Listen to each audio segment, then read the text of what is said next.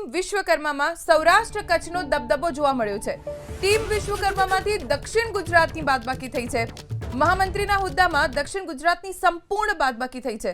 4 નવનિયુક્ત મહામંત્રીમાંથી 3 સૌરાષ્ટ્ર કચ્છના, સૌરાષ્ટ્રમાંથી હિતેન્દ્રસિંહ ચૌહાણ અને પ્રશાંત કોરાટનો સમાવેશ, કચ્છમાંથી અનિરુદ્ધ દવેનો ટીમ વિશ્વકર્મામાં સમાવેશ, મધ્ય ગુજરાતમાંથી અજય બ્રહ્મભટ્ટનો ટીમ વિશ્વકર્મામાં સમાવેશ કરવામાં આવ્યો છે। પણ દક્ષિણ ગુજરાતની સદંતર બાદબાકી જોવા મળી। એટલું જ નહીં, મહિલાઓનો પણ દબદબો જોવા મળ્યો। સંગઠનમાં મંત્રી તરીકે 10માંથી 6 મહિલાઓનો સમાવેશ કરવામાં આવ્યો છે। કૈલાશબેન ગામિત, મુક્તિબેન જોશીને મંત્રીની જવાબદારી આપવામાં આવી છે। સોનલબેન સોલંકી, સીતાબેન પટેલ, આશાબેન નકુમ, પ્રીતિબેન પટેલને મંત્રી તરીકે જવાબદારી આપવામાં આવી છે। 10 ઉપપ્રમુખમાંથી 2 સ્થાન મહિલાઓને આપવામાં આવ્યા છે। ગીતાબેન રાઠવા અને જંકના પટેલને ઉપપ્રમુખની જવાબદારી સોંપવામાં આવી છે।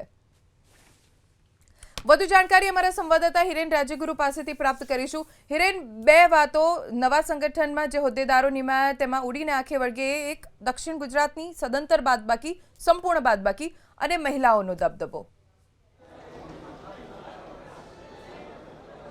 બિલકુલ ધ્વની, જે નવા સંગઠનની રચના થઈ છે તેની અંદર 2 બાતો આપે કીધું એમ આંખે ઉડી અને વળગે એવી છે।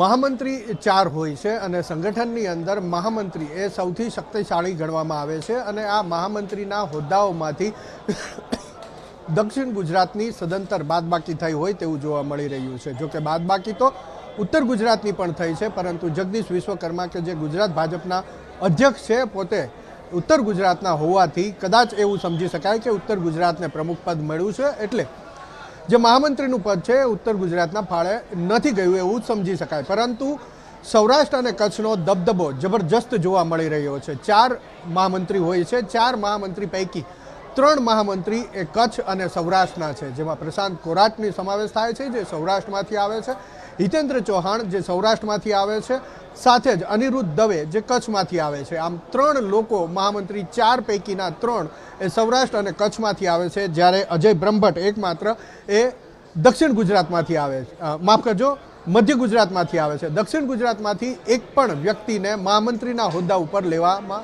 નથી આવ્યા। દક્ષિણ ગુજરાતની સદંતર બાદબાકી થતી અહીંયા જોવા મળી રહી છે।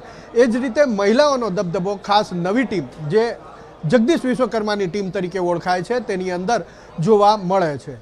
મંત્રી 10 હોદ્દાઓ હોય છે, એ 10 મંત્રીઓ પૈકી 6 મંત્રીઓના હોદ્દા ઉપર એ મહિલાઓની નિમણૂક કરવામાં આવી છે। આપે અગાઉ જે પ્રમાણેના નામ લીધા એ પ્રમાણે કૈલાશબેન, મુક્તિબેન, સોનલબેન, સીતાબેન, આશાબેન અને પ્રીતિબેન, આ 6 મહિલાઓને મંત્રીપદ તરીકે હોદ્દા આપવામાં આવ્યા છે અને એ જ રીતે ઉપપ્રમુખમાં પણ 10 પૈકી 2 મહિલાઓનો સમાવેશ કરવામાં આવ્યો છે। એટલે ટીમ જગદીશ વિશ્વકર્માની અંદર મહિલાઓનો દબદબો જોવા મળે છે। એવું નથી કે અગાઉ આવા હોદ્દા ઉપર મહિલાઓ બિલકુલ ન હતા, પરંતુ અગાઉની સરખામણીએ આ વખતે પ્રદેશના સંગઠનની અંદર મહિલા હોદ્દેદારોની સંખ્યા વધારે જોવા મળે છે। મુખ્ય વાત એ છે કે સૌરાષ્ટ્ર અને કચ્છનો દબદબો ભારે જોવા મળી રહ્યો છે, જ્યારે દક્ષિણ ગુજરાતની ક્યાંક બાદબાકી સ્પષ્ટપણે ઉડીને આંખે વળગી રહી છે।